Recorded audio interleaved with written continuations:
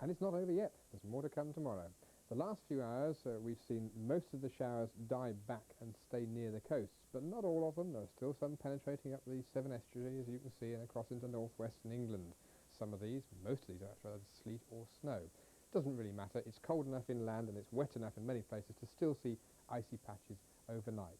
Now, it will be a breezy night, particularly in the southwest by morning, and although we might start bright, this band of cloud, innocuous though it looks at the moment, will develop quite substantially, and that's what we've got to look forward to by lunchtime tomorrow. Now, the first thing we will notice, I think, is the strength of the wind. Along southern England and Wales, a very strong southerly gale force, and even though that disappears out of the way, the southwesterly that follows will also strengthen later on in the day, and the Northern Isles, I think, end up with a gale force wind throughout the day. Now, the morning might start bright, but it won't be long before the rain sweeps in through the southwest of England, through Wales into Northern Ireland, and on its forward flank, snow is likely, even for a time at low levels, but certainly over the hills where it's not going to melt tomorrow.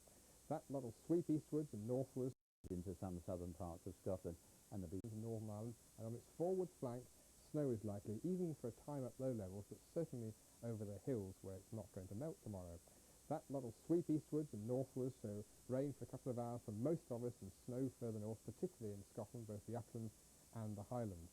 It might well brighten up later in the day as the wind drops a little bit for a time, but we've got to look forward to yet more heavy showers in Wales and the southwest, and I think a pretty poor end to the day over the highlands of Scotland.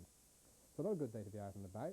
Winds strong in the south and later in most of England and Wales, and as I say, the snow not disappearing from the hills. But despite that, the rugby, at least one of the matches in Dublin, should go ahead in rather windy, if bright weather. Now on Sunday, things are a little bit better, but the depression's still close to us, and the fronts are there, north and south. So although it should be a rather